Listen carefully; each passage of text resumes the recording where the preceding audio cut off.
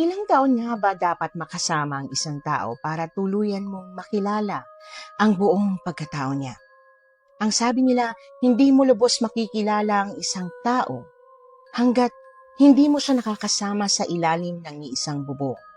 Pero paano kung ang taong ito ay nakasama mo na mula pagkabata?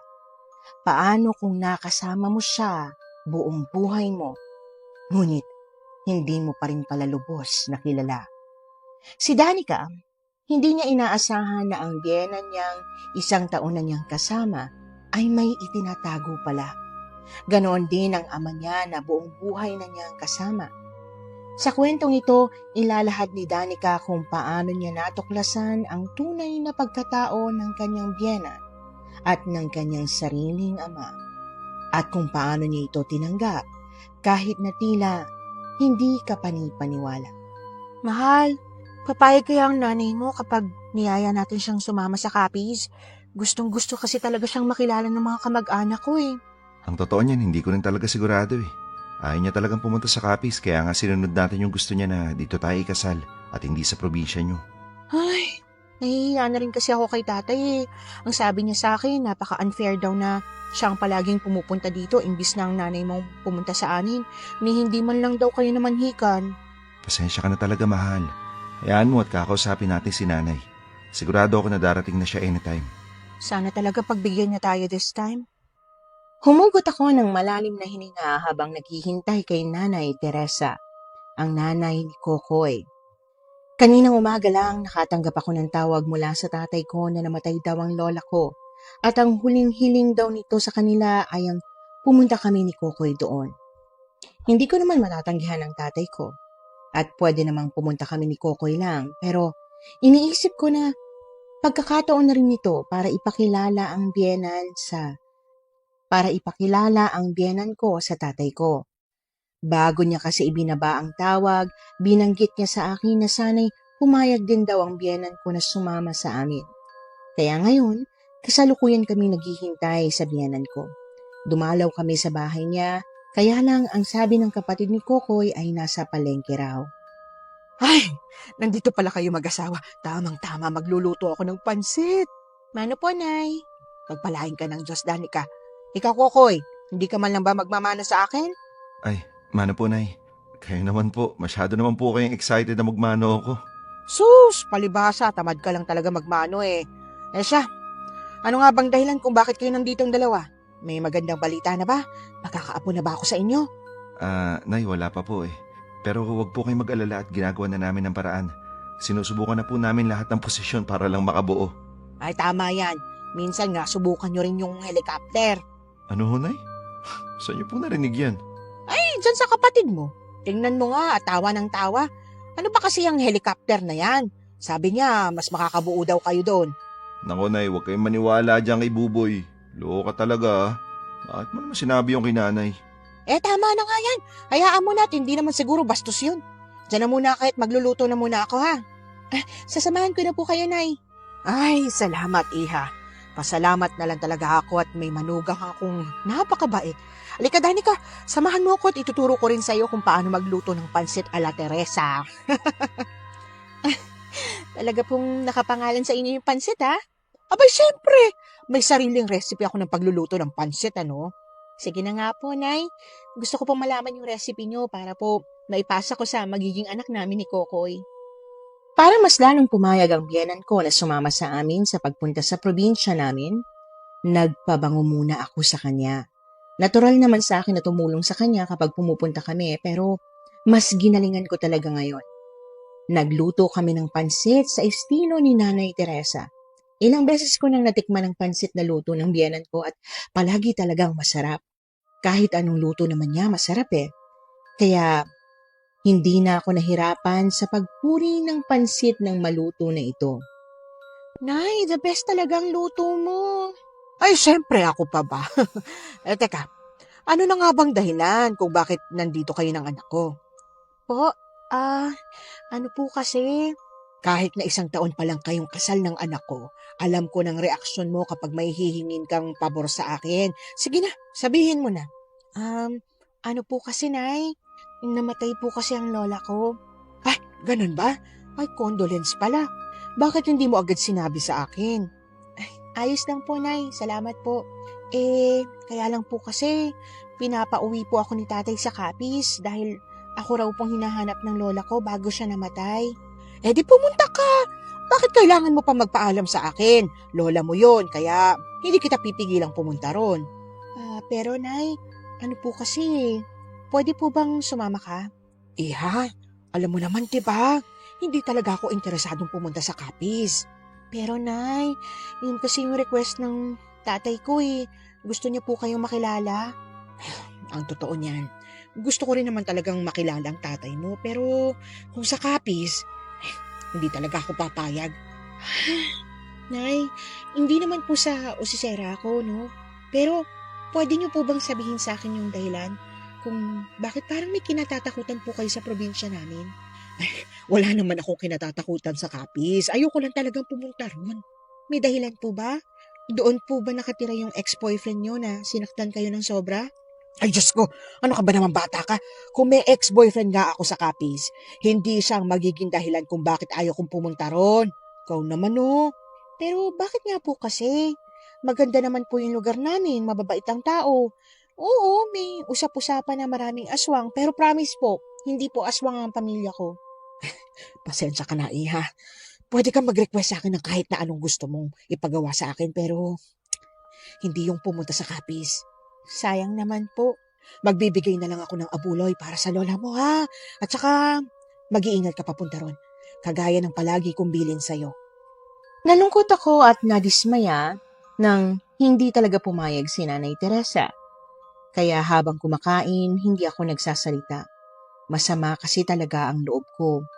Sino bang hindi kung nakikiusap na ako pero hindi pa rin siya pumayag? Alam naman niya na hindi siya namanhikan sa bahay namin noon at kahit pagdalaw, hindi pa rin siya pumapayag. Ang totoo, gustong-gusto ko na talagang isumbat yun sa biyenan ko pero pinigilan ko lang ang sarili ko hanggang sa matapos kaming kumain. Mahal, nasabi mo na ba kay nanay? Oo, nasabi ko na. Pero ayaw niya eh. Ay, si nanay talaga. Kahit ba anong pilit mo, ayaw niya talaga. Ayaw niya eh. Hayaan mo na. Papaliwanag ko na lang kay tatay. Susubukan kong kausapin si nanay mamaya. Kung hindi naman siya sasama sa atin, sasama pa rin ako. Ano ka mo? Sasama ka sa Capiz? Oh, Nay, nandiyan ka po pala. Oo, at narinig kong sasama ka kay Danica. Bakit ka sasama sa kanya? Nay, syempre, sasamahan ko ang asawa ko. Namatay ang lola niya, kaya kailangan ko siyang samahan doon. Hindi naman pwedeng pabayaan ko siyang pumunta ron na mag-isa, no? Kung sasama ka, sasama rin ako. Ho? Sasama kayo? Oo, hindi kita pwedeng hayaang mag-isang pumunta sa lugar na yon. Pero Nay, kanina lang ayaw niyo sumama ah. Dahil akala ko hindi sasama ang anak ko. Syempre, automatic na talaga nasasama ako. Asawa ko si Danica eh. Hindi porke asawa mo, sasama ka na kaagad. Hindi mo naman alam ang lugar nila, Danica. Nay, bakit ba parang may issue ka talaga sa Capiz? Wala ka naman binabanggit sa akin noon ah. Basta, sasama ako sa inyo kapag kasama ka. Tuwang-tuwa ako nang sinabi ni Nanay Teresa na sasama siya dahil kasama si Kokoy. Hindi pa rin kasi nakakapunta si Kokoy sa probinsya namin. Noong kasal naming dalawa, si tatay ang lumuwas para dumalo sa kasal namin. Habang pauwi sa bahay para kumuha ng mga gamit na dadalhin sa probinsya, hindi ko maiwasan na halos mapatalon sa tuwa. Saya-saya mo ngayon ah. Siyempre, napapayag nating sumamang nanay mo eh. Kahit parang napilitan lang siya. Ayos lang kung napilitan lang siya. Ang importante, pumayag siya, diba? Sabagay tama ka. Pero alam mo mahal, curious talaga ako sa tunay na dahilan niya eh. Hindi kaya may hindi magandang experience ang nanay mo sa Capiz? Kahit kailan, wala naman siyang binanggit sa akin na pumunta siya doon. Kaya nga, nakakapagtaka eh. O baka naman hindi ang lugar ang problema niya, kundi tao. Baka may kinatatakutan siyang balikan doon. Siguro, hayaan mo na. Malalaman din natin ang tungkol dyan sa oras na makarating tayo sa inyo. Mapapaamin din natin si nanay. Umuwi na muna kami sa bahay namin para mag-empake ng mga gamit papunta sa Capiz. Pagkatapos ay dumiretso na kami sa terminal ng bus kung saan kami maghihintayan. Medyo matagal nga bago dumating si Nanay Teresa. Akala namin hindi na siya darating. Nay, ba't naman ang tagal mo? Siyempre, pinaghandaan kong pagpunta ron. Itong tatandaan nyo ha. Kapag pupunta kayo sa lugar na hindi nyo pa kabisado, dapat palagi kayong handa. Hindi nyo alam kung anong bigla nyong kakaharapin pagdating nyo roon. Nay, alam naman ni Danica ang lugar nila. Hindi na natin kailangan mangamba ng sobra. Alam niya. At doon siya nakatira. Pero tayong dalawa, hindi. Oh, sige na ho, Nay. Hindi na namin babaliin kung ano man pong paniniwala nyo. Halina po kayo, sumakay na tayo sa bus. Siya nga pala. Bago tayo bumiyahe, isuot nyo ito. Nay, ano to?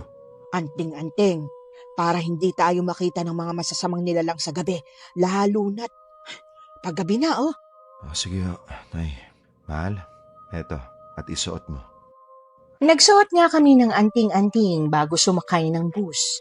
Sa totoo lang, hindi naman ako naniniwala sa mga ganito dahil kahit kailan naman mula nang magkaroon ako ng malay sa mundo, hindi pa ako nakakakita ng multo, aswang o engkanto. Lumaki rin ako na walang mga ganitong paniniwala. Pero siguro, hindi naman masamang sumunod lalo na sa biyenan ko. Mabait naman kasi siya. Sadyang hindi ko lang talaga maintindihan minsan ang mga paniniwala niya. Habang nasa biyahe, marami pa siyang ibinilin sa amin na mga dapat at hindi dapat namin gawin. Tulad na lang ng huwag basta magtitiwala sa mga makakasalamuhan namin, lalo at dayo kami. Nay, hindi naman ako dayo doon. Sa Capiz na ako pinanganak at lumaki at sinasabi ko po sa inyo, mababait po ang mga taong kinalakihan ko doon. Mababait sa'yo kasi doon ka lumaki. Pero kaming mga dayo, magiging mabait din ba sila sa amin? Marami din namang dayo nun sa baryo namin pero maayos naman namin tinatrato. Basta, hindi ko sinisiraan ang lugar na kinalakihan mo pero ang gusto ko lang, irespeto mo kung anong paniniwala ko. Sige ho, Nay, wala naman pong problema. Susunod naman po ako sa mga gusto niyo eh. Mabutit nagkakaintindihan tayo. Ayokong magkaroon ng lamat ang magandang relasyon nating dalawa. Wala naman po akong balak na sirain, Nay. Teka, tama na po muna ang kwentuhan. Bababa na po tayo at sasakay ng jeep. Parang naisalba ko mula sa panggigisa ni Nanay Teresa nang sabihin ni Kokoy na bababa na kami. Mabuti na lang talaga na simula noong lumipat na kami sa jeep, hindi na ulit nagsalita pa si Nanay Teresa. Panay lang ang pagmamasid niya sa paligid at parang may malalim na iniisip. Hindi ko tuloy maiwasang isipin na baka nga nanggaling na siya rito noon at hindi lang niya binabanggit sa pamilya niya. Matapos nga ang ilang oras na biyahe, nakarating na rin kami sa wakas. Sumakay kami sa tricycle at ibinaba mismo sa bahay namin. Ay, anak ko. Salamat naman at nakarating na rin kayo sa wakas. Nag-alala ako sa inyo eh. Ang tagal nyo kasi tapos hindi pa kayo sumasagot sa mga tawag ko. Pasensya na po kayo, Tay. Nalobat po kasi yung cellphone namin eh. Hindi na kami nakapag-charge. Siya, sige, ayos lang. Teka, sumama ka. Hindi ba halata? Nandito na nga ako eh. Hindi ka pa rin talaga nagbabago. Masungit ka pa rin talaga bala eh. Hindi naman ako masungit. Pero kasi nagtanong ka na, halata naman. Kung hindi ako sumama, edi sana wala ako rito. Ikaw talaga Siyempre natutuwa lang ako na nandito ka. Hindi ko naisip ang tanong ko. Tara na sa loob at pumasok na kayo. Malamig dyan sa labas. Nakapagluto na ako ng ulam. Sinabawang laswa. Talaga po, Tay? Naku, namiss ko ang laswa. Alam ko naman paborito mong ulam yan anak ko. Kaya tara na. Bukas na tayo pumunta sa lamay ng lola mo. Alam kong pagod na kayo. Kailangan nyo na magpahinga. Ako naman magpapasok naman gamit. Mahal, Nanay Teresa, pasok na po kayo. Huwag ka nang magtagal dyan sa labas ha. Opo, Nay. Pumasok na nga kami sa loob ng bahay namin. Kaagad kong naamoy ang niluluto ni tatay na laswa. Excited akong matikman ng ulit. Pumasok na nga kami sa loob ng bahay namin. Kaagad kong naamoy ang amoy ng niluto ni tatay na laswa. Excited akong tikman ulit ang luto niya. Kaya ko namang lutuin ang mga luto ni tatay pero iba pa rin kapag siya mismo ang nagluto. Kumain kaagad kami at nagpahinga pagkapasok namin sa loob. Pero sa kalagitnaan ng masarap na pagpapahinga namin, isang marahas na katok sa pintuan ang bumulabog sa amin. Kuya Rigor! Pagbusan mo ako ng pinto, pakiusap! Jepoy, ano bang nangyari? Tarantang-taranta ka yata. Nagpapahinga na ang mga anak at balay ko. Pasensya ka na, Kuya Rigor. Pero ano kasi, yung bangkay ni nanay, muntik nang kunin ng balbal. Ano ka mo? Wala pa nagbabantay sa kabaong ni nanay. Paano nakalusot ang balbal? Hindi ko nga rin alam, Kuya. Maingay pa naman kanina. Marami pa naglalaro ng karakrus sa lamay pagkatapos bigla na lang nagpatay sindi ang ilaw. At nung namatay na nga ng tuluyan, doon na naamoy yung baho ng balbal. Mabuti na lang at nakabantay ako ron. Ngayon sino nagbabantay? Sila Insan. Halika na, Kuya. Kailangan ka ron. Ay, Diyos ko. Wala na ba akong ipapahinga nito? Tay, ano po bang nangyari? Baka pwedeng ako na lang ang magbantay. Ha? Naku anak, hindi. Hindi ka pwede magbantay ron. Ang mabuti pa matulog ka na ulit. Pero sabi mo hindi ka pa nakakapagpahinga. Hindi nga pwede. Kailangan talaga ako ron. Kung kailangan talaga ng magbabantay, mas mabuti siguro kung ako na lang. O Teresa, nagising ka rin. Kahit sino naman magigising sa ingay niyo eh. Narinig ko pala ang usapan ninyo. Ay, tama ba na may balbal na sumasalakay at muntik nang kumuha sa bangkay ng nanay ninyo? Oo. Hindi ko akalain na malakas pala ang pandinig mo, balae. Tay, ano po yung balbal? Anak, ang mabuti pa pumasok ka na sa kwarto niyo ni Kokoy. Ako na at ang biyanan mo ang bahala rito. Pero tay, tama ang tatay mo. Mas mabuti kung magpahinga na lang kayo ron.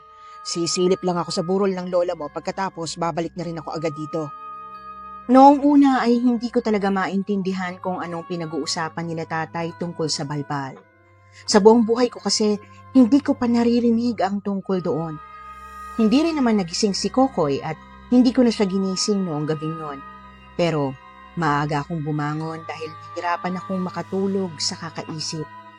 Pagkagising, naamoy ko agad ang amoy ng sinangag. Luto yun ni tatay. Paglabas ko ng kwarto, naabutan ko sina tatay at nanay Teresa na naghahanda ng agahan. Si tatay na nagluluto ng sinangag habang si nanay Teresa na nagtitimpla ng kape. Magandang umaga po, tatay, nanay. Oh, gising ka na pala. Si Kokoy ba tulog pa? Ah, gising na po siya. Nagbibihis lang po at susunod na raw po. Ah, ganun ba? Oh, maupo ka na riyan at nakapagtimpla na rin ako ng kape. Oo. Nay, magdamag po ba kayo sa lamay kagabi? Kayo po ni tatay? Oo kailangan dahil baka bumalik yung balbal. Ano po ba yung balbal? Igor, sasabihin ko ba sa anak mo? Kailangan niya na rin malaman. Sa loob ng ilang taon na payapa ang baryo namin, ngayon pa talaga nagkaroon ulit ang ganito. Sige, kung ganon, ipapaliwanag ko sa iyo, Danica. Kinakabahan naman po ako sa pagiging seryoso niyo. Talaga po bang seryoso yan? Napakaseryoso nito, anak. Ang balbal kasi ay mga aswang na nangunguha ng bangkay ng tao. Ang bangkay ng tao na yon ang kinakain nila. May aswang po pala talaga? Kaya nga ayokong pumunta rito sa Capiz eh. Alam ko kasing maraming aswang. Teresa, totoong maraming aswang dito sa Capiz. Pero iba ang baryo namin. Bihirang dumayo ang mga aswang dito dahil nandito ako. Ano ka mo? Dahil nandito ka kaya bihirang may aswang? Oo, dahil isa akong batikang manunugis ng aswang. Tay, bakit ngayon ko lang po nalaman ng tungkol dyan? Tsaka ano po ba yung manunugis? Hunter yun sa Ingles, di ba po? Ibig niyo po bang sabihin, aswang hunter ka? Ganun na nga anak. Hindi ko naman nabanggit sa iyo dahil parang di naman na kailangan. Kasi retirado na ako sa pagiging manunugis. Ilang dekada na. Mula pa noong ipinanganak ka. Pero sana binanggit niyo pa rin po sa akin. Ayaw kasi ng nanay mo. Kaya nga hindi ko na rin binanggit sa iyo. Pero ngayong nangyayari ang mga bagay na to, kailangan mo na talagang malaman. Kala ko habang buhay ko nang itatago sa iyo. Darating din pala ang araw na to. Kung ganun, ano po bang may tutulong ko para mahuli natin yung balbal na yan? Wala anak. Ako na ang bahala sa balbal. Nanay Teresa, bakit po kailangan kayo kagabi sa burol? Ano kasi? Magandang umaga po sa inyong lahat. Grabe, sarap ng tulog ko. Sarap pala talaga matulog sa probinsya, no? Natural ang lamig sa bahay kubo. Teka, bakit ang seryoso yata ng mga mukha nyo? Ang mabuti pa mag-almusal na tayong lahat, ha? Kahit ang dami ko pa sanang gustong itanong sa kanila, minabuti kong sundin na lang muna si Nanay Teresa at kumain na ng almusal.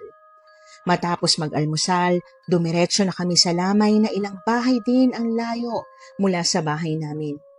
Pagdating namin doon, Marami na kaagad ang mga nakatambay kahit mga bata ay naroon. Kuya Rigor, mabuti at nandito na kayo. Antok na rin kasi talaga ako eh. O siya, sige. Ang mabuti pa umuwi ka na para makapagpahinga ka na. Kami na muna rito. Salamat. Danica, pamangkin. Una na muna ako ha. Ay, teka lang po, Uncle. Pakilala ko lang po, asawa ko po, si Kokoy. Magandang araw po, Uncle. Magandang araw din. Tawagin mo na lang akong Uncle Jepoy. Gwapong bata. Magaling talaga mamili ang pamangkin ko. Uncle naman. Sige na, Kokoy. Alis na muna ako at sobrang antuan na talaga eh. Tagay tayo pagkatapos itong lamay ni nanay ha. Sige ho, Uncle. Wala pong problema. Ikaw talaga, Uncle. Tuturuan mo pa talagang maging lasinggerong asawa ko, ha? Tatagay lang kami. Lasinggero na agad. Nasasawa mo na yan kung magiging lasenggo siya. Nagtawanan si Kokoy at Uncle Jepoy pagkatapos ay tuluyan na siyang umalis pa uwi. Ramdam ko naman na patawa-tawa lang si Uncle Jepoy pero sobrang nalulungkot siya. Siya kasi ang pinakapaboritong anak ng lola namin. Ang bunsong anak. Kaya sa kanilang magkapatid, siya talaga ang pinakamalungkot. Maga ang mga mata niya, marahil dahil sa labis na pag-iyak. Kaya hindi ko rin alam kung paano niya nagagawang ngumiti at tumawa kahit na malungkot siya. Siguro, tanggap niya na rin talaga. Matapos kong sumilip sa kabaong ng lola ko at kausapin siya para magpaalam at magpasalamat bilang mabait na lola, naupo na kami sa loob, malayo sa mga bisita habang kumain ng tanghalian. Nakangiti si Lola Tay, no? Oo nga. Masaya kasi siya nung namatay siya. Nagawa niyang magpaalam sa amin bago siya lagutan ng hininga. Talaga ho? Paano siya nakapagpaalam sa inyo? Nitong nakaraang taon pa siya nagkaroon ng sakit at pilit lang talaga niyang nilalabanan. Gusto niya raw kasi na mamatay na nandito ka dahil gusto ka pa niyang makausap. Ay, nakonsensya tuloy ako na namatay ang lola na wala ako. Sobrang naging abala kasi ako sa trabaho eh. Hayaan mo anak, naiintindihan niya naman. At saka nagabilin siya na basta nasa libing ka niya, makakapagpahinga na siya ng payapa. Nako, malamang sa malamang. Mahal. Eto na, sopas ho. Tatay, kinuha ko na rin po kayo ng sopas. Ay, salamat anak. Ang nanay mo nasaan? Nako, hindi ko nga rin po alam kung nasa na yun eh.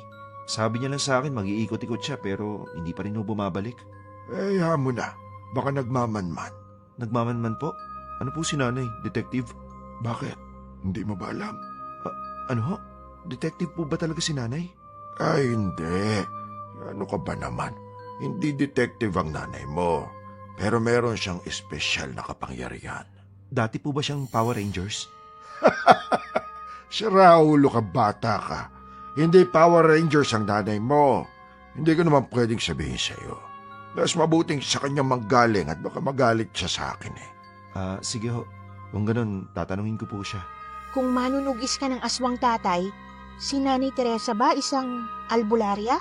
Manunugis ng aswang ang tatay mo? Ano yun? Naku, mahal. Ipapaliwanag ko na lang sa'yo lahat mamaya pag uwi natin sa bahay, ha? Pero tungkol sa pagiging albularya ni Nanay Teresa, hindi ako sigurado kaya ikaw na magtanong yan. Mahal, kinakabahan naman ako. Bakit parang unti-unti na yata nating matutuklasan kung ano ang dahilan kung bakit ayaw palang pumunta ni nanay dito sa Capiz? Ang totoo niyan, mukha ngang maraming tinatago ang nanay mo, Kokoy. Naging tahimik ang asawa ko simula noon. Kahit pa noong dumating na si Nanay Teresa, hindi na siya masyadong umiimik. Alam ko na pinag-iisipan niya talaga ang tungkol sa mga bagay na itinatago ng nanay niya. Hanggang sa dumilim na at kinailangan na rin namin umuwi. Pero si Nanay Teresa, ayaw pang umuwi. Gusto niyang manatili at magbabantay daw siya. Nay, baka kung nakakalimutan mo, malapit ka na magsisenta anyos. Hindi ka na pwedeng mamugan o magpuyat. Anak, hindi naman palagi. Kailangan ko lang talagang bantayan ang bangkay ng lola ni Danica. Marami pa naman pong mas bata sa inyo na pwede magbantay. Pwedeng ako na lang kung gusto nyo. Ay naku, hindi. Ano bang magagawa mo pag dumating ang balbal? Nay, narinig ko po ang tungkol dyan kay Danica na may balbal daw na umaaligid sa lamay ng lola niya at kagabi, nagbantay ka raw. 2 gabi ka na nagbabantay, Nay. Hindi pwedeng ganyan. Pero teka, ano ba yung balbal? At anong magagawa mo kung sakali, matanda na po kayo? Hoy, huwag mong binabasta-basta ang katandaan ko. Matibay pa ang mga tuhod ko, no? Nay, may tinatago po ba kayo sa akin? Kasi hindi po ako papayag na manatili ka rito sa burol hanggat hindi mo sinasabi sa akin kung ano man yung tinatago niyo sa akin. Pag-uusapan natin yan sa bahay. Halika na. Akala ko po ba magbabantay ka rito? Mamaya, babalik ako rito pagkatapos kong sabihin sa iyo ang totoo tungkol sa akin. Panahon na rin para malaman mo. Ramdam ko ang kaba ng asawa ko habang naglalakad kami pauwi ng bahay. Ito ang unang pagkakataon na makita ko siyang kinakabahan ng ganito. Una pa lang, ramdam ko naman na talagang may itinatago sa amin si Nanay Teresa dahil ayaw niyang pumunta dito sa probinsya namin. Alam kong may kakaiba. At ngayon na siguro yung araw na hinihintay namin ni Kokoy. Ang araw na malalaman na namin ang itinatago ng kanyang ina. Pagkarating sa bahay, agad kaming naupo sa sala at nag-umpisang mag-usap. Mukhang naging tama ang hula ko. Anak, isa akong albularya. Nay, paano niyo naman natago sa amin to ng ilang taon? Alam ba ni tatay ang tungkol dito? Siyempre naman alam niya. Siya lang ang nakakaalam ng tunay kong pagkatao, no? Kung ganun, bakit niyo po tinago sa amin? Dahil sa isang nakaraan na nagawa ko bilang isang albularya. Ayaw ko nang balikan pa ang nakaraang yon, anak. Ang nakaraang yon ay may kaugnayan dito sa Capiz. Kaya ayaw kong pumunta rito. Pero kahit pala pilit kong kalimutan ang nakaraang yon, babalik at babalik din pala ako. Nay, sorry po. Bakit ka nagsusorry? Kasi pinilit ko po kayong bumalik dito. Ano ka ba naman, anak? Hindi mo naman alam eh. Hindi ko rin ipinaalam muna sa iyo. Isa pa, napagtanto ko rin naman na hindi ko dapat tinakasan ang responsibilidad ko sa lugar na ito. 3 dekada nang nakalipas. Anong responsibilidad po yun, Nay? Ang pagiging albularya ng lugar na ito. Alam kong hindi lang naman ako ang albularya rito, marami. Pero ang mutya na meron ako, may lakas yun na kayang pumrotekta sa nakararami. Kung ganun po, ano pong plano niyo? Ay, wala pa anak. Basta ngayon, ang gusto ko lang gawin, protektahan ang bangkay ng lola ni Danica hanggat hindi pa siya naililibing. Kung ganun, hayaan niyo po akong sumama, Nay. Hindi po ako papayag na kayo lang yung magbantay ron. Ako rin po sasama. Mahal, huwag ka na sumama. Dito ka na lang. Hindi, sasama ako, mahal. Hindi ako mapapalagay dito kung hahayaan ko lang kayo doon. Pero, Hayaan mo na sa anak. Tama naman si Danica eh. Siguradong hindi rin siya mapapakali kung nandito lang siya sa bahay nila. Alin na kayo? Ikaw, Rigor. Sasama rin ako siyempre. Nanay kong babantayan eh. Nakakagulat man at tila panaginip ang lahat ng revelasyong sinabi sa amin ni Nanay Teresa. Pinaniwalaan namin yun ni Kokoy ng walang pag-aalinlangan. Kung naniwala ako kay tatay, syempre mas maniniwala ako kay Nanay Teresa na hindi pala biro at palaging seryoso sa buhay. Pagkabalik namin sa lamay, napansin ko agad ang kasangsang na amoy sa paligid. Para bang amoy ng nabubulok na patay. Bagay na hindi naman naaamoy kaninang umaga. Tay, natural ba na mabulok ka agad ang katawan ni Lola kahit na-embalsa mo na? Ano ka mo? Di naman nabubulok ang katawan ni nanay ah. Hindi agad mabubulok yan matapos ang 3 araw. Pero bakit parang amoy nabubulok na bangkay? Wala naman ako naaamoy. Ako rin. Wala akong naaamoy. Ikaw ba, Kokoy? wala rin po. Mahal, lumapit ka nga sa akin. Naamoy ko yung hininga mo. Baka mabaho lang eh. Ay ko, bakit ba naman ako binatukan agad? Napaka-ano mo kasi. Anong tingin mo sa akin? May bulok na bagang? Kasi minaamoy kang hindi namin naaamoy eh. Ewan ko sa'yo. Baka naman guni-guni ko lang. Nawala na rin naman yung amoy. Baka nga. Halika na, maupo na tayo ron. Mabuting maghiwa-hiwalay tayo ng upuan. Pero kayong mag-asawa, magtabi kayo ha? Sige Hunay, ako na pong bahala sa asawa ko. Mahal, doon tayo. Maluwag sa tabi ng batang babae na katabi ng Uncle Jepoy mo. O sige. Naupo nga kami sa may tapat ni Uncle Jepoy habang katabi naman ni Kokoy yung batang babae. Nang makita ko ang mukha noong bata, nakangiti naman siya sa akin pero kakaiba ang pakiramdam ko. Para bang hindi simpleng ngiti lang ang ginagawad niya sa akin. Pero ang mas pumukaw talaga sa pansin ko ay yung kulay pulang ribbon na tali sa ponytail niya. Magandang gabi ho, Uncle Jepoy. Oh, magandang gabi rin. Bakit nandito pa kayo? Dito kayong lahat ah. Kayo na nga nagbantay kaninang umaga. Mas mabuti kung magpahinga na kayo rin sa bahay nila Kuya Rigor. Hindi po, Uncle. Ayos lang po. Gusto po kasi magpaiwan nila nanay kaya sinamahan na namin. Oo nga pala. Hello, bata. Ngayon ko lang nakitang batang to, Uncle. Sino po siya? Siya si Abby. Anak siya ng kapitbahay natin. Nga pala, Abby. Bakit pala nandito ka pa? Gabing-gabi na. Wala pong tao sa bahay namin eh. Nasa trabaho pa po sila, tatay at nanay, kaya dito na lang daw po muna ako. Sigurado daw po na hindi ako mawawala kapag nandito ako sa may lamay ng patay. Naku, gabi na. Bakit iniiwan siya rito ng mga magulang niya? Wala bang ibang kamag-anak na pwedeng mag-alaga sa kanya habang nagtatrabaho ang mga magulang niya? Nako, ewan ko rin sa mag-asawang yun. Abby, sige dito ka lang muna ha. At huwag ka nang umalis-alis hanggang sa dumating ang mga magulang mo. Okay? Opo, hindi naman po ako magpapasaway, uupo lang po ako dito. Pagkatapos ay ngumiti si Abby kay Uncle Jepoy. Ngumiti rin naman si Uncle pati na rin si Kokoy pero ako, hindi. Kakaiba ang pakiramdam ko sa bata. Hindi naman sa naiinis ako sa kanya. Bata lang siya pero ewan ko ba? Malakas ang kutob ko na may mali sa kanya. O baka dahil nasa lamay pa siya ng ganitong oras.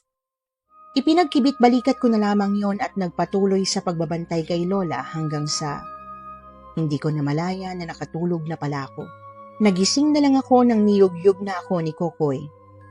Mahal, gising na. Bakit? Uuwi na tayo, umaga na. Ha? Umaga na? Oo, ang sarap ng tulog mo kagabi. Pinantayan na lang kita. Bakit hindi mo ko ginising kaagad? Aray, Diyos ko, likod ko, ang sakit. O yan, kailangan mo nang ihigayan sa kama. Nakakainis ka naman eh. Sana hindi mo ako hinayaan makatulog. Teka, nasan yung bata? Si Abby? Siyempre umuwi na. Sinundo siya kagabi ng mga magulang niya. Ganun ba? Pasensya na, mahal. Masyado na yata akong lutang eh. Tara na nga at umuwi para makatulog na tayo ng maayos. Kaya nga mahal eh. Ako rin. Pareho kaming antok na antok nang umuwi sa bahay para sana matulog. Pero kakatulog pa lang namin nang bulabugin kami ni Uncle Jepoy sa bahay. Mahahalata sa boses niya ang labis na pagkataranta. Danica, ikaw na lang ba ang gising? Ang tatay mo? Kakatulog lang po nila, Uncle. Ako po kasi nakatulog ako sa lamay kagabi. Ano po bang nangyari at tarantang-taranta po kayo? Kasi kaninang madaling araw may kinuha raw na bangkay doon sa may morgue. Ano po? Madaling araw habang nagbabantay tayo sa lola mo, doon kinuha ang bangkay. Ngayon lang kumalat ang balita dahil dapat ngayong araw ibuburol. Kaya lang nagulat sila na makita nilang wala na ang bangkay. Tagasan daw po yung bangkay. Dito lang din sa unahang parte ng baryo natin. Hindi na natin yun masyadong kilala pero sako pa rin ng baryo. Hinala nila yung balbal na muntik nang kumuha kay nanay ang sumalakay. Diyos ko, Uncle. Ano namang magagawa natin kung ganun? Kailangan ng tulong ni Kuya Rigor. May hawak siyang medalyon na pwedeng makahanap sa aswang na balbal. Habang ang biyanan mo naman, siya ang magtatawas kung sino nga ba ang balbal dito sa baryo natin. Ay, kaya lang pareho silang nagpapahinga ngayon. Kawawa naman kung gigisingin natin. Jepoy, tara na. Tay, gising po kayo? Oo, at narinig ko ang buong usapan niyo. Tara na, Jepoy. Puntahan na natin ang morgue para makapag-imbestiga. Kayo lang ho, sama ko. Anak, dito ka na lang at magpahinga. Hindi na po, Tay. Nakatulog po ako kaninang madaling araw habang nasa lamay. Pero anak, siya, sige, halika na nga. Basta wag na wag kang aalis sa tabi ko, ha? Opo, Tay. Nagmadali kaming dumiretso sa morgue na sinasabi ni Uncle Jepoy. Itinuro lang niya dahil nagbantay siya sa lamay ni Lola. Hindi kasi pwedeng walang maiwan doon. Pagdating sa morgue, nalanghap ko na naman yung pamilyar na amoy na masangsang na nabubulok na patay. Pero inisip ko na baka dahil morgue, baka kaya ganoon ang amoy. Teka lang, anak. Kakausapin ko ang embalsamador na nakatoka rito kaninang madaling araw. Sige ho, Tay. Titingin-tingin lang po muna ako rito. Pumasok na siya sa tila opisina sa loob ng morgue, habang ako ay naiwan sa may labas. Noon pa man hindi naman ako natatakot sa mga multo, lalo na sa mga patay, kaya parang normal lang sa akin na maglibot ng tingin sa loob ng morgue. Habang inililibot ang tingin sa paligid, sinubukan kong maglakad-lakad para tingnan ang ilang mga gamit. Malinis naman pero sobrang tapang pa rin ng amoy na nabubulok na bangkay. Hanggang sa may napansin ako sa ilalim ng higaan ng patay. Hindi ko alam kung bakit ko yon ginawa pero dinampot ko ang kulay pulang ribbon na nakita ko sa sahig. Anak, anong ginagawa mo dyan? Tay, bakit may pulang ribbon dito? Tsaka, ang baho ng amoy na bubulok na bangkay. Akin na nga patingin. Wala namang amoy. Amoy shampoo lang na pambata. Amoy sampung pambata eh. Napakabaho nga. Anong sinasabi mong mabaho? Tignan mo, amoyin mo ulit. Ang baho nga po talaga. Ano bang klaseng ilong ang meron ka, Tay? Bakit hindi mo naaamoy? Anak, teka nga. Kagabi mo pa yan naaamoy ah. Oo nga po, Tay. Amoy na bubulok na bangkay dun sa lamay ni Lola kagabi. Yun palang kaparehong amoy na naaamoy ko ngayon dito sa morgue. Ano bang naaamoy mo? Amoy formalin lang naman dito. Hindi mo talaga naaamoy, Tay? Baka naman hininga ko lang talagang naaamoy ko. Amoyin mo nga po, Tay. Sige, halika rito. Hiningahan ko pa talaga si tatay para lang makasigurong tama nga ang naaamoy ko. Pero umiling si tatay sa akin pagkatapos. Amoy pinagalong kape at sopas. Saan mo ba talaga? Teka, Ano po yun, Tay? huwag tayo rito mag-usap, anak. Mukhang alam ko na ang dahilan kung bakit mo naaamoy yan. Naguguluhan man, sumunod ako kay tatay palabas ng morgue. Wala akong ideya kung anong ibig sabihin ni tatay, basta ang alam ko lang, nanunuot pa rin sa ilong ko yung amoy ng nabubulok na patay. Hanggang sa makalabas kami ng morgue at tuluyan kaming nakalabas. Nang tuluyang mawala ang naaamoy ko, doon ako pinahinto ni tatay at doon kami nag-usap. Wala ka na bang naaamoy? Wala na po, Tay. Etong kulay pulang laso. Anong amoy? Amoy na bubulok na patay pa rin eh. Kung ganun sa balbal yan. Ano po? Hindi ko po kayo maintindihan, Tay. Anak, munti ko na makalimutan na anak nga pala kita at ako ay isang manunugis ng aswang. May isang katangian din ako bilang manunugis pero nawala na dahil sa tagal kong hindi nagamit. Yun ay nakikita ko sa mga mata ng kaharap ko kung isa siyang aswang. At ikaw naman anak, mukhang mas madali at mas maganda ang nakuha mong talento. Ibig niyo po bang sabihin, Tay? Naaamoy ko yung aswang? Oo anak, ang amoy ng mga balbal, kaya nilang itago yun sa espesipikong tao, kagaya ng albularyo at manunugis kung alam nila na may alam ka. Pero dahil hindi alam ng balbal na may kakayahan ka, hindi niya na itago ang amoy niya sa iyo. Kung ganun, pwede kong matuntun yung balbal gamit ang pang-amoy ko? Oo anak, yun ay kung papayag kang tulungan ako. Gusto kong tumulong lalo na at alam kong may kakayahan din pala ako tulad ng tatay. Pero sa kabilang banda, iniisip ko kung anong sasabihin ni Kokoy. Simula nang maging mag-asawa kami, iisa na lang kaming dalawa. Kailangan ang desisyon ko ay desisyon niya rin. Hindi pwedeng ako lang. Kaya pagkabalik ko sa bahay, kaagad ko siyang kinausap ng kami lang. Mahal, sa akin ang galing ni tatay. May pinuntahan kaming morgue. May nawala raw na bangkay kaninang madaling araw eh. Ganun ba? Anong nalaman nyo nun? Nalaman ko kung sinong posibleng balbal na aswang. Nalaman mo? Ikaw ang nakaalam? Pero paano? Naaamoy ko, mahal. Ang totoo niyan, may gusto nga ako sanang ipakiusap sa'yo eh. Ako mahal parang kinakabahan ako sa pakiusap mong yan. Makinig ka muna kasi. Mahal, nakikinig naman ako. Pero parang kinakabahan ako sa kung ano man yan eh. Hindi mo naman ako iiwanan, di ba? Ano ka ba naman? Anong iiwan ang sinasabi mo dyan? Kung kailan kasal na tayo, saka pa kita iiwan? Kung ganoon, anong ipapakiusap mo sa akin? Tungkol to sa naman ako kay tatay. Naalala mo ba kagabi? May naaamoy akong amoy na bubulok na bangkay kahit wala naman kayong naaamoy? Oo, mahal. Bakit? Ang sabi ni tatay, yung naaamoy ko raw, yun yung balbal. At mukhang may kakayahan daw akong makaamoy ng mga aswang. Kaya nga, bala ko sanang tulungan si tatay na hulihin yung balbal eh. Naku mahal, parang delikado yata yan. Tsaka wala ka pa namang masyadong alam tungkol sa mga aswang, kaya mas ayos sana kung huwag ka nang sumama. Pero mahal, hindi ko naman matanggihan si tatay. Matanda na siya. Tsaka, baka mas makakabuti nga kung sasama ako dahil may kakayahan akong maamoy yung aswang. Mahal, naiintindihan ko ang punto mo. Pero ayoko mapahamak ka. May kakayahan ka. Pero paano kung gamitin din niya ng mismong aswang para talunin ka? Basta hindi ako papayag. Mahal naman. Papayag ako magbantay lang tayo sa lamay ng lola mo. Kapag may umaligid na balbal, malalaman mo naman. E di sabihan mo na lang ang tatay mo kapag ganun. Kaso mahal, may ideya na ako kung sino yung balbal eh. Ano? Sino? Tingnan mo tong nakita ko sa may morgue. Ano? Pulang ribbon? Hindi ba dun sa batang si Abby yan? Oo, mahal. Unang nakita ko pa lang siya, kakaiba na talaga ang kutob ko sa kanya. Anong kutob? May bata lang siya. Baka naman nagkakamali ka lang. Kung ganon, paano nangyaring nasa morgue itong pulang ribbon? At saka, isa pa, di ba? Sabi niyo, umuwi siya ng madaling araw. Pwedeng dahil hindi niya nakuha yung bangkay ni Lola, dumiretso siya sa morgue para kumuha ng bangkay. Hindi ko rin alam. Pero kung siya nga talaga, hindi ko ma-imagine na isang batang magiging kalaban nila tatay at nanay. Ganito, kung ayaw mo tumulong ako kila tatay, sasabihin ko na lang sa kanila na manmanan si Abby. O kaya naman, hahanapin ko yung nangangamoy sa may lamay mamaya.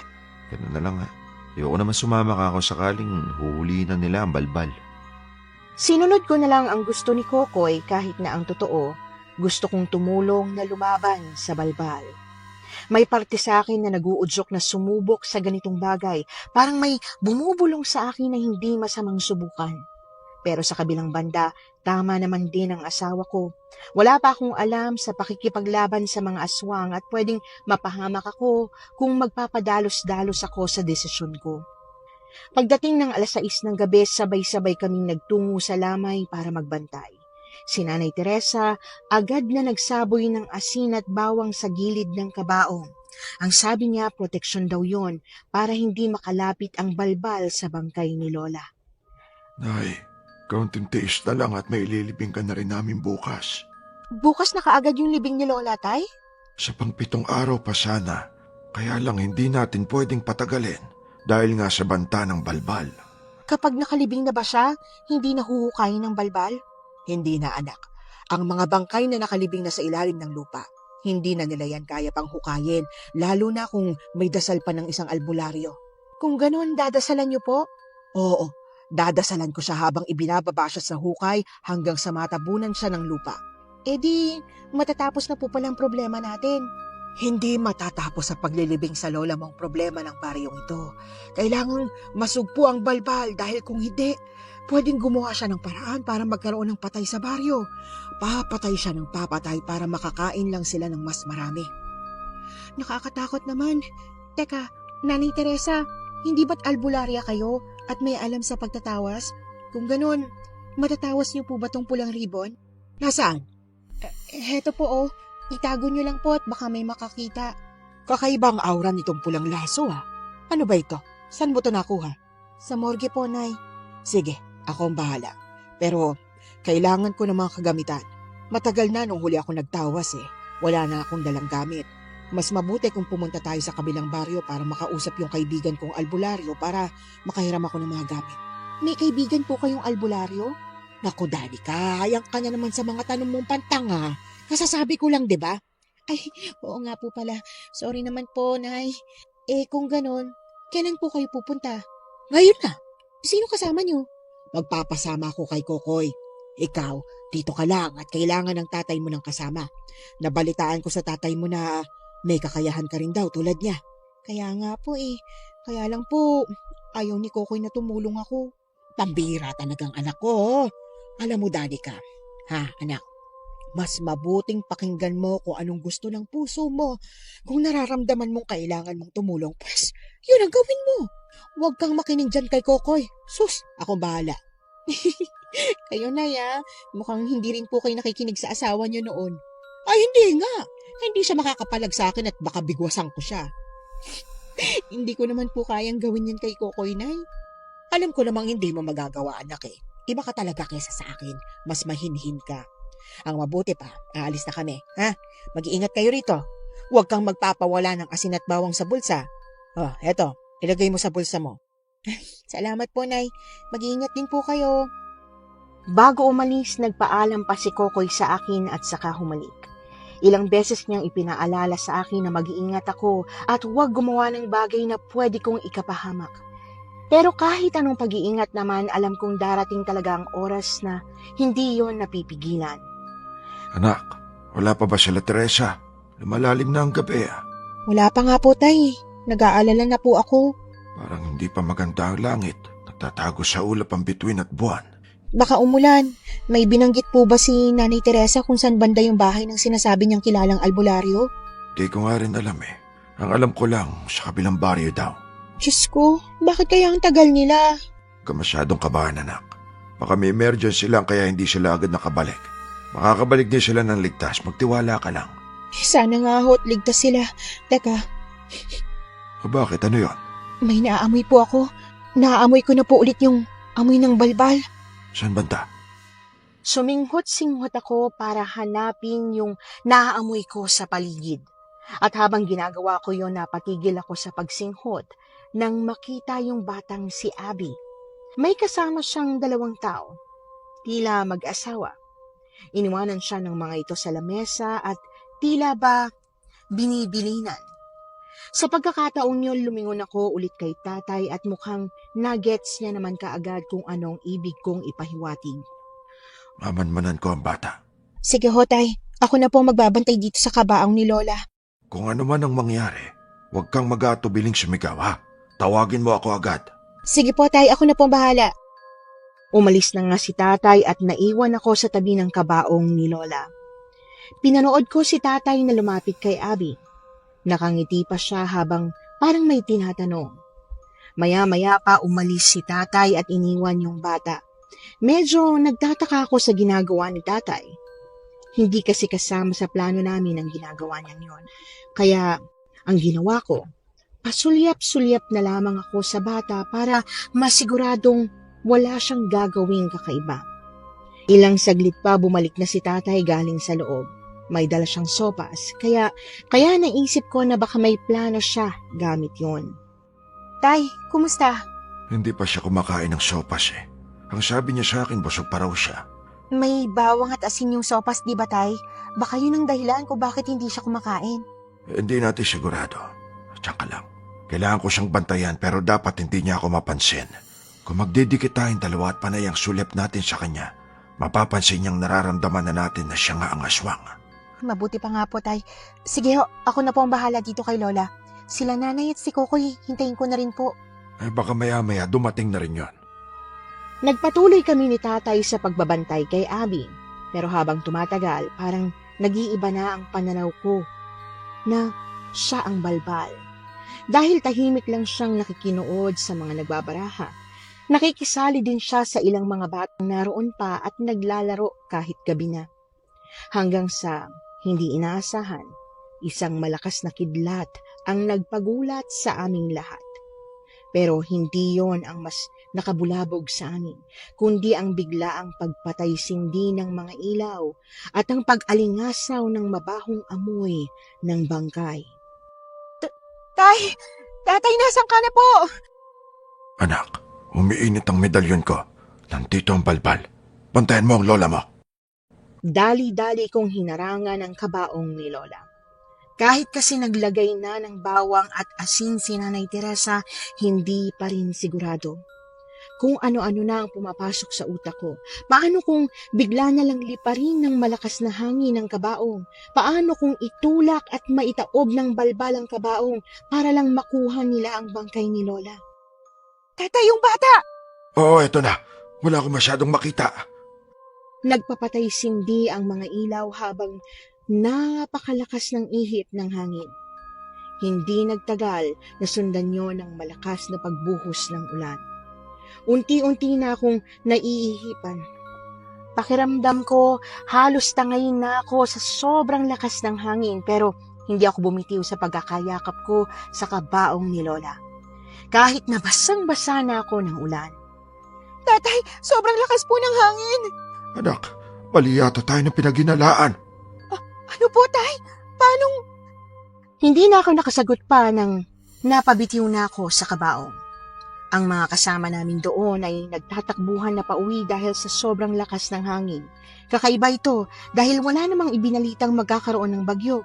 Pero bakit kaya nagkakaganito? Tatay, yung kabaong ni Lola, Yung kabaong niya po. Yung bata, nawala siya. Tumakbo siya, Danica. Tay, unahin na po muna natin yung kabaong ni Lola. Tay, Diyos ko, may nakalapit na kulay itim na figura sa kabaong niya. Kahit napakalakas pa ng hangin, humugot ako ng bawang sa bulsa ko at saka inihagi sa itim na figurang nasa tapat ng kabaong ni Lola. Nang matamaan ito, isang galit na ungol ang pinakawalan nito. Tay, yung balbal po, nandito na. Eto na anak, tumabi ka dyan. Mabilis akong gumilid nang hugutin ni tatay ang buntot pagi niya at marahas na inihampas sa balbal. Nang matamaan niya ang balbal, tumakas ito at nabawasan ang amoy ng nabubulok na bangkay. Tatay, papalayo siya. Habulin mo ang amoy. Susunod ako sa iyo. Pero paano yung bangkay ni Lola? Si Uncle Jepoy mo na ang bahala. Kahit nag-aalangan ako na iwanan ang bangkay ni Lola, sinunod ko pa rin ang utos ni tatay. Bumalik ang ilaw sa bahay ng lola ko, kaya mas naging madali na para sa amin ang makita ang paligid. Pero malakas pa rin ang ulan, kaya hindi ko nakikita masyado ang dinaraanan namin.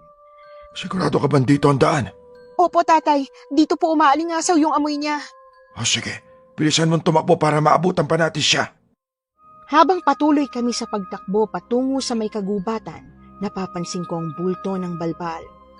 Isa siyang matangkad at tingla lalaki ang figura. Maya-maya pa, nang nasa gitna na kami ng kagubatan, nabigla ako nang huminto ang balbal at sa hindi ko inaasahan, lumingon ito at mabilis na nagtungo sa direksyon ko. Tay! Danica, Diyos ko po, ang balbal! Hindi ako nakaiwas sa kanya nang bigla niyang hawakan ng leeg ko. At kahit na madiling kitang-kita ang namumula niyang mga mata at nang umanga siya, umalingasaw ang napakabaho niyang hininga. Buisit kang balbal ka! Ang baho ng hininga mo! Galit na ipinasa ko sa bibig niya ang bawang at napahiyaw siya sa matinding sakit. Kahit gaano pa siya kabilis, hindi na siya nakapalag nang pinaghahampas siya ni tatay ng buntot pagi. Maya-maya pa, unti-unti na itong nanghina at sa isang iglap, sa gitna ng madilim na gubat at malakas na ulan, naging abo ito at tuluyang sumama sa tubig ulan at lupa. Tay, nasa na po yung balbal? Bakit po siya naging abot na wala? Ang ibig sabihin niya ay napatay na natin, anak. Talaga po? Ganun lang kabilis natin na napatay yung balbal? Naku, maging masaya ka na napatay na natin siya kagad. Ang mabuti pa umuwi na tayo para makapaligo at makapagbihis na ng mga damit. Kaya nga po, tay. Mabutit na patay agad natin yung balbal. Siguradong magiging masaya si Nanay Teresa at Kokoy sa dala nating balita. Sigurado yan, anak. Agad kaming umuwi ng bahay. Pinauna ako ni tatay na maligo at magbihis. Habang pinatutuyo ko pa ang buhok ko gamit ang tuwalya, biglang bumukas ang pinto at pumasok si Kokoy. Pagkatapos niyang isara ang payong, nakita ko kaagad ang nanlalaki niyang mga mata. Mahal, bakit nandito kayo ni Tatay Rigor? Iniwan niyo raw ang bangkay ni Lola, sabi ni Uncle Jepoy. Oo, at iniwan nga namin dahil hinabol namin yung balbal. Alam mo, mahal, huwag ka nang masyadong mag-alala dyan dahil napatay na namin ni tatay yung balbal. Siya nga pala, anong balita galing sa pinuntahan nyo? Mali yatang si Abby yung balbal kasi yung hinabol namin, lalaki. Mahal, Oh, bakit ganyan ang itsura mo? Hindi ka ba masaya na napatay na namin ni tatay? Alam ko na, dahil ba hinabol ko yung balbal at nakipaglaban ako? Pasensya ka na, mahal. Wala namang masamang nangyari sa akin eh. Buhay na buhay naman ako at saka... mahal, nawawala ang bangkay ni Lola. Ano ka mo? Paano nawawala yun? Binantayan nga ni Uncle Jepoy at saka napatay na namin yung balbal. Ang pinatay niyong balbal, isa lang. Galing kami sa albularyong kaibigan ni Nanay. At nalaman namin na 3 ang balbal. Isa ron si Abby. Ano? Tawagin mo na si Tatay Rigor. Kailangan natin bumalik sa lamay. Diyos ko, mahabaging langit. Tatay, bilisan niyo na po maligo dyan. Halos hindi na nakabuhos ng tubig ang tatay ko nang malamang natangay pa rin ng balbal ang bangkay ni Lola. May bula pa ang buhok niya nang lumabas siya sa banyo. At kung hindi ko pa siya hinanapan ng mga damit, baka lumabas siya ng bahay na nakatuwalya lang. Iyak siya ng iyak nang makarating kami sa lamay at naabutan namin si Uncle Jepoy na nakalugmok sa isang upuan habang hawak-hawak ang katawan ng puno ng saging. Diyos ko po, pinalitan ng puno ng saging ang katawan ni nanay, kaya hindi ko agad napansin. Sobrang bilis sa pangyayari, Kuya Rigor. Sobrang bilis talaga. Hindi ko inakala. Tatay, may pag-asa pa po bang mabawi yung bangkay ni Lola? Hindi ko rin alam, anak. Alam niyo, hindi ko maiwasang sisihin ang sarili ko rito. Hindi pa tinanong mo ko kung ayos lang ba naiwan ng bangkay ng lola mo rito bago natin habulin ang balbal. Pero nung ginawa ko, hindi ako nakinig. Tay, wag po kayong ganyan. Hindi mo po kasalanan yung nangyari. Hindi natin alam na hindi lang pala iisa yung balbal. Pero nasa isip natin ang posibilidad. Tama ng paninisi mo sa sarili mo, Rigor.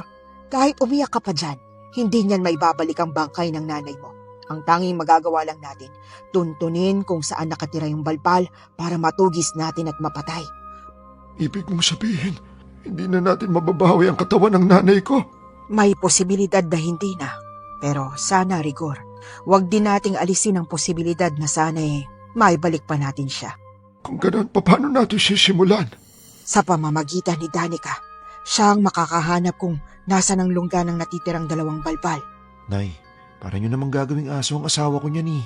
Hindi namin gagawing aso si Danica, pero ang pang-amoy lang niyang tanging paraan para makuha natin pabalik ang bangkay ng lola niya. Hindi, para nyo pong ginawang aso. Huwag nyo na pong pagandahin pa yung mga sinasabi nyo.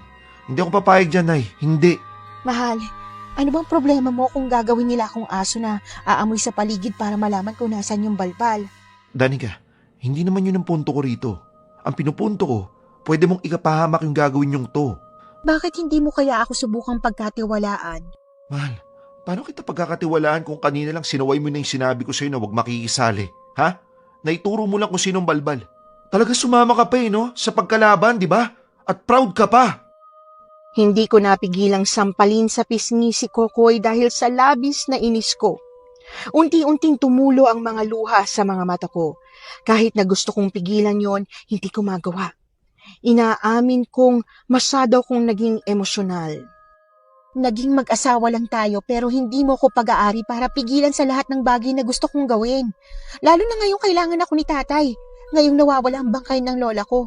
Akala mo lang hindi ako masyadong nalulungkot para sa pagkamatay ng lola ko pero sobra akong nasasaktan. Ayoko lang ipahalata sa lahat. Gusto ko lang ipakita sa tatay ko na mas malakas ako at nandito ko para sa kanya habang nagluluksa siya sa pagkamatay ng nanay niya. Mahal, hindi ko naman sinasabing pag-aari kita.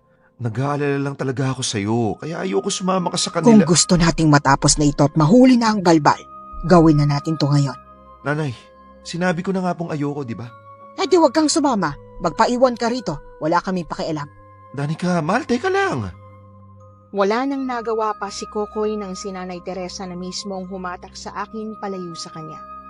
Nauna kaming maglakad palayo sa kanila. Si tatay ay nakasunod sa amin habang pinaiwan naman si Uncle Jepoy para magbantay doon. Magiging ayos lang po kaya si Kokoy. Mukha po siyang galit eh. Ay, naku Danica. Huwag mong masyadong intindihin yung asawa mo.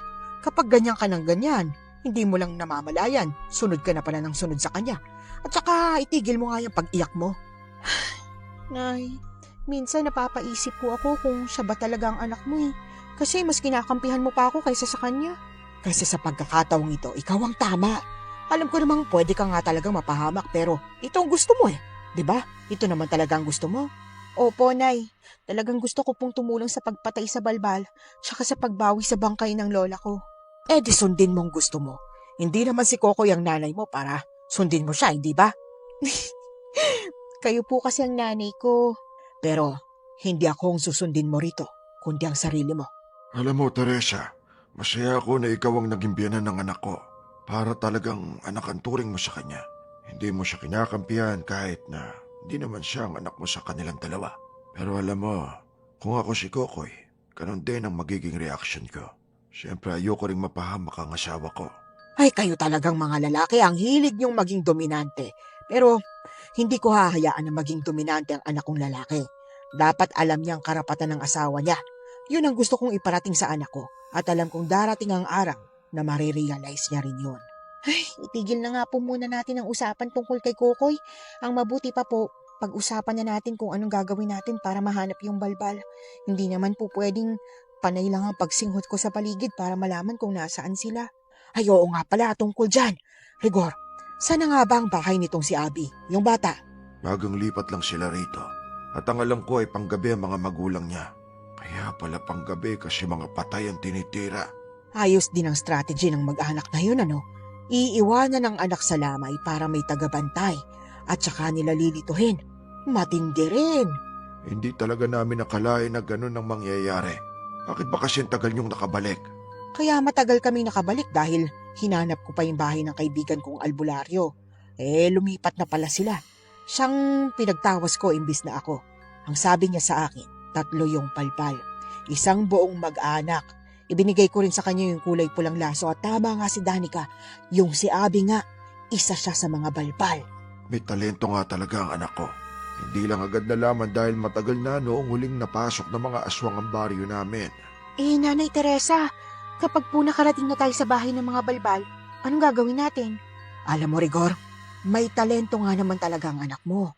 Pero aminin mo, may pagkatanga ang ilan sa mga tanong niya, no? Ganyan talaga, Teresa. Nobody's perfect. Danica, ganito ha. Kapag naroon na tayo sa bahay nila, talasan mo ang pang-amoy mo para malaman natin kung naroon pa ba sila sa loob. At kung naroon nga, doon natin sila lalabanan. Sige po, Nay. Ngumiti ako habang pakamot-kamot pa sa ulo. Si Nanay Teresa talaga may pagkaprangka at mahilig mambara. May pagkakataon kasi talaga na bigla akong nagtatanong ng mga tanong na obvious naman ang sagot. Kaya barado talaga ako sa kanya. Pero ayos lang naman yon dahil sabi nga ni Tatay, nobody's perfect. Pagkarating namin sa bahay nila Abby, kaagad kong ginawa ang itinuro sa akin ni Nanay Teresa. Suminghot-singhot ako agad sa paligid para amuyin kung naroon pa ba sila pero... Kumusta, Danica? May naaamoy ka ba? Naamoy ko po, Nay. Pero hindi ganun katapang yung amoy. Para bang naiiwang bakas lang nila yung naaamoy ko. Kung ganon, maring umalis na sila dyan. Saan kaya natin sila mahahanap dito? May alam pa po akong lugar kung saan ang may kaparehong amoy. Yung amoy doon mas matapang. Kasing tapang ng amoy nung nasa lamay kahapon at kanina. Kung ganon, saan? Sa morgue po, Nay. Hindi na kami nagdalawang isip na sumugod sa morgue at hindi nga ako nagkamali. Habang walang naaamoy si Nanay Teresa at Tatay Rigor, amoy na amoy ko naman ang sangsang ng amoy nila. Napakabaho. Halos masuka na ako sa amoy. Sobrang sakit ba sa ilong? Opo, Nay, sobrang sangsang. Nanunuot sa ilong ko. Etong gamot. Magpahid ka ng kaunti sa ilong mo para mabawasan yung amoy. Baka kasi pag pumasok tayo dyan, mahilot masuka ka. Pero bakit ho ganun? Nung unang pasok namin dito, hindi naman ho ako nasuka. Yun ay dahil dito mismo ang pugad nila. Dito nila dinadala yung mga bangkay na bihag nila. Pero morgue po ito. Mukhang nagtayo ng morgue ang mag-anak. Sila ang nag-iimbalsa mo. Tumatanggap pa ng bayad sa pamilya. Pagkatapos babawiin lang din naman nila. Grabe ang tindi nila. Tay, hindi mo po ba alam na sila yung may-ari nitong morgue? Hindi. Dahil yung nakausap ko nung pumunta tayo rito ay tao. Mukhang may tao silang ginagamit para hindi sila mahuli kaagad. Kung ganon, ano pa po bang hinihintay natin? Mauna na ako sa inyong dalawa. Tulad ng sinabi ni Tatay, nauna na nga siyang pumasok sa loob ng morgue. Halatang nagmamadali ang kung sino mang pumasok sa loob dahil ang pinto ay hindi nakalock. Bukod sa amoy ng nabubulok, amoy formalin din sa may bandang pintuan. Pagpasok namin sa loob, madilim. Hindi binuksan ni Tatay ang ilaw. Ang sabi na lang niya ay talasan namin ang mga mata namin dahil matalas ang mga mata ng balbal. Pero sa akin, iba. Hindi ang mga mata ko ang tinalasan ko, kundi ang pang-amoy ko. Tay, nandito po sila. Sige anak, dito ako sa opisina papasok. Tay, may naririnig po ako umiiyak. Tumahimik na muna tayo para marinig natin ang gusto. Tumahimik nga kami tulad ng suwestyon ni Tatay. Maya-maya pa mas narinig namin ang pag-iyak ng isang bata at boses ng isang babae na para bang sinasabi na huwag na siyang umiyak. Ewan ko ba pero kahit na masasama silang mga aswang, hindi ko maiwasang masaktan. Siguro kaya umiyak ang bata ay dahil namatay ang tatay niya. Tuluyan na ngang pumasok si tatay sa loob at pare-pareho kaming nagulat nang buksan ni tatay ang ilaw at naabutan namin sa sahig si Abby kasama ang kanyang ina. Sa harap nila ay isang putol na kamay ng isang bangkay habang ang nanay niya ay nilalantakan yun. Sa pagkakataong yon, hindi ko na talaga naiwasang maduwal. At sa pagtalikod ko para sumuka, narinig ko ang malahalimaw na ungol ni Abby at ng kanyang ina. Mga walang iya kayong aswang. Ang lakas ng loob nyo para tumapak sa baryong ito. At mas lalong ang lakas ng loob nyo kunin ang bangkay ng nanay ko. Kuya, nakita niyo po bang tatay ko? Ano? Tatay ko po. Bakit niyo pinatay ang tatay ko? Matapos kong sumuka, humarap ako sa kanila at nakita kong nagbagong anyo si Abby. Mula sa isang napaka-cute na bata, nagbago ito ng anyo at naging isang balbal. Ang kanyang balat ay maputla, ang kanyang mga mata ay namumula, at ang kanyang dila ay napakahaba. Tumalon ito kay tatay at dahil hindi na nakabuelo pa si tatay, hindi siya nakaiwas. Si Nanay Teresa naman humugot ng holy water sa kanyang bulsa at mabilis na winisikan si Abby sa katawan. Bitiwan mo siya! Ang tatay ko po! Ang tatay ko! Bakit niyo po siya pinatay? Nararapat kayong mamatay dahil nangunguha kayo ng mga nananahimik na patay. Pagkain po namin sila, ibinibigay niyo na po sila sa amin. Wala naman po kaming pinapatay. Kahit mga patay na sila, may karapatan pa rin sila. Muling winisikan ni Nanay Teresa ng holy water si Abby at dahil mahapdi yun sa balat, napahiyaw ito. Pero habang patuloy na nilalabanan ni Nanay Teresa si Abby, biglang sumugod yung nanay niya. Susugurin niya sana si Nanay Teresa pero nauna na ako sa kanya. Tinulak ko siyang papalayo. Tumalsik siya pero mabilis siyang nagbagong anyo at sinugod ako. Aray ko! Pwisit kayo mga balbal kayo! Ang babaho nyo na nga! Ang sasama nyo pa! Hetong bagay sa inyo! Dinampot ko ang lahat ng pwede kong madampot at saka ko yun inihampas sa mukha ng balbal. Pero tumabingi lang ang mukha niya at muli pa rin akong binalingan ng tingin. Dahil sa haba ng kanyang mga kuko, nasugatan niya ako ng akma niya sanang aabuti ng mukha ko. Pinili kong dumukot sa aking bulsa pero naalala ko na nakapagpalit na pala ako ng damit at wala akong asin na ibinigay ni Nanay Teresa. Bitiwan mo nga ako! Ang baho ng hininga mo! Buong lakas kong itinulak ang balbal palayo sa akin. Naitulak ko naman siya kaya tumayo ako agad at dinampot ang upuan na nakuha ko sa tabi ko. Pero mukhang matapang talaga yung balbal at malakas siya kumpara sa akin. Muli siyang lumapit at nasugatan ng kaliwa kong pisngi. Danica, huwag kang matatakot sa kanya. Hindi ka niya kakainin dahil buhay ka pa. Kailangan ko manatiling buhay para hindi niya ako kainin. Dahil sa inis ko, hinampas ko siya ng upuan. Pero magaling siyang umilag. Halos hangin nga lang ang natatamaan ko sa tuwing papalo ako. Panay ang hampas ko hanggang sa bigla siyang kumapit sa likuran ko at idiniin ang mga kuko sa lieg ko. Nabigla ako ron. Hindi ako nakagalaw. Bitiwan mo siya! Nay, tulong po! Gusto ng nanay ni Abby na ibigay ni Nanay Teresa si Abby kapalit ko. Pero mukhang hindi payag si nanay dahil alam nila na patibong lang yon. Nang tinitigan ko si Nanay Teresa para humingi ng tulong, nakatingin siya sa may leeg ko. Doon ko napagtanto na May pag-asa pa pala ako. naguluhan ang balbal sa bigla kong sinabi. At hindi ko na siya hinayaan pang maintindihan kung ano man ang ibig kong sabihin. Basta't kinuha ko ang anting-anting na nasa leeg ko at mabilis na idiniin yon sa kamay niyang ginamit niya para gawin akong hostage. Napahiyaw sa matinding sakit ang balbal. Kasunod nun ay ang pagbitiw niya sa akin, pero ako, hindi ko siya binitiwan hanggang sa tuluyan kong naputol ang kamay niya gamit lang ang anting-anting. Nay, ang galing pala nito. Siyempre, may basbas ko yan. Sigaw ng sigaw ang nanay ni Abby. Pagkatapos nun ay tumakbo na siya na para bang tatakas. Pero nahuli siya ni tatay at mabilis na nahampas ng buntot pagi. Sunod-sunod ang paghataw ni tatay sa buntot pagi habang si Abby ay sigaw ng sigaw na itigil na ang ginagawa sa kanyang ina.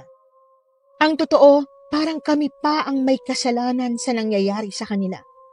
May ginawa silang masama, pero hindi ko maiwasang makonsensya. Hanggang sa tuluyang namatay ang nanay ni Abby at naging abo. Ngayon, Abi, ikaw naman! Huwag po. Pakiusap, huwag niyo po akong patayin. Matapos mong magpakasasa sa sarap ng pagkain niyo sa nanay ko, sasabihin mo, huwag kang patayin! Pakiusap po, huwag. Gregor, wag mo nang patagalin pa, patayin mo na. Iniangat ni tatay ang buntot pagi.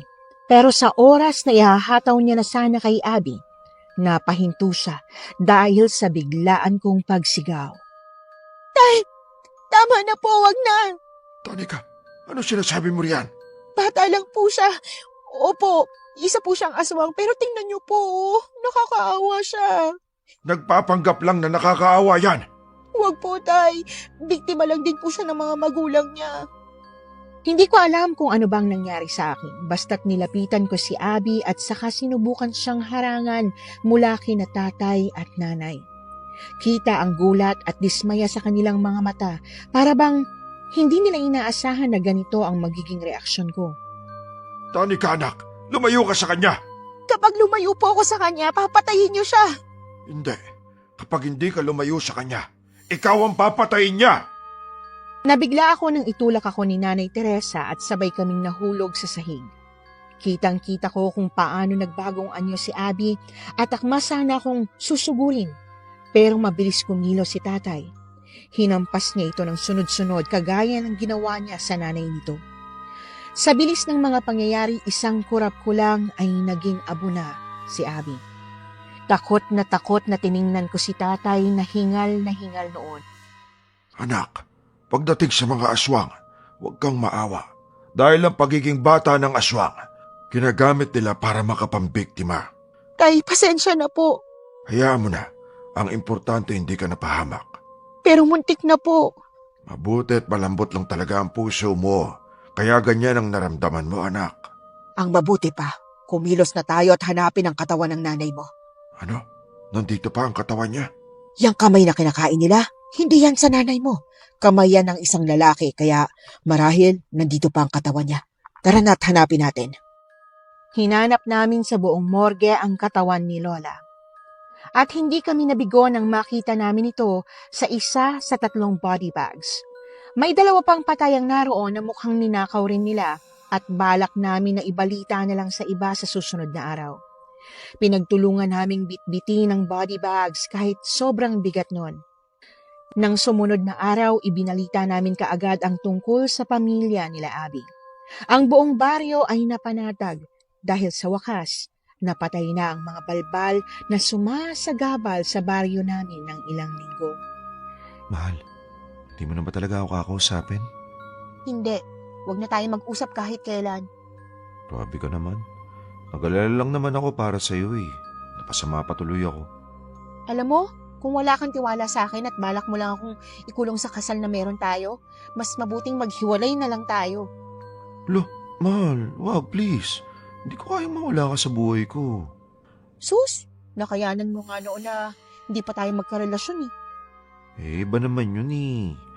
Pakiusap, huwag ka na maging ganito, okay? Magkakaroon na ako ng tiwala sa'yo, tsaka ayaw na kitang gawin yung mga gusto mo. Basta ba, hindi pa nilalaki o kaya naman pag-iwan sa akin. Hindi pa ako kumbinsido. Paano kung mag-iba pang ihip ng hangin? Hindi na nga mahal, hindi na mag-iiba. Eh kung ganun, papayag ka ba na maging manunugis ako ng aswang? Ha? Ano? Manunugis kagaya ni Tatay Rigor? Oo, gusto ko kasing maging isang manunugis kagaya ni tatay. Mahal, gawin mo na ang lahat, wag lang yan. Eh di maghiwalay na lang tayo para matapos na to. Mahal naman eh.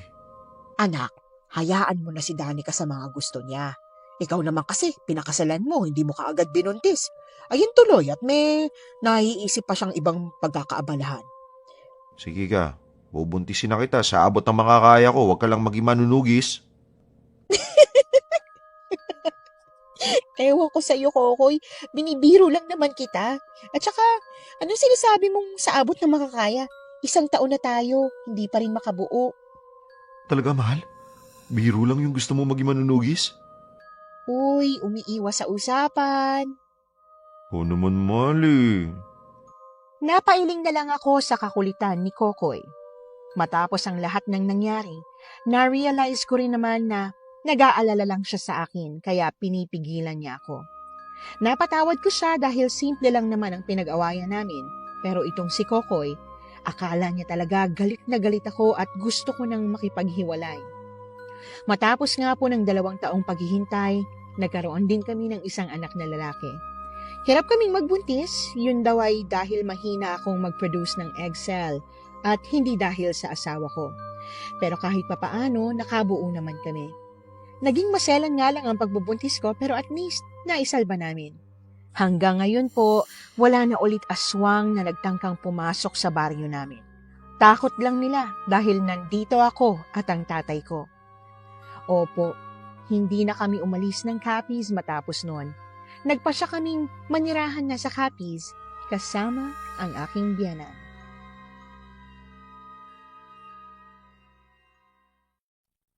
Ilang taon nga ba dapat makasama ang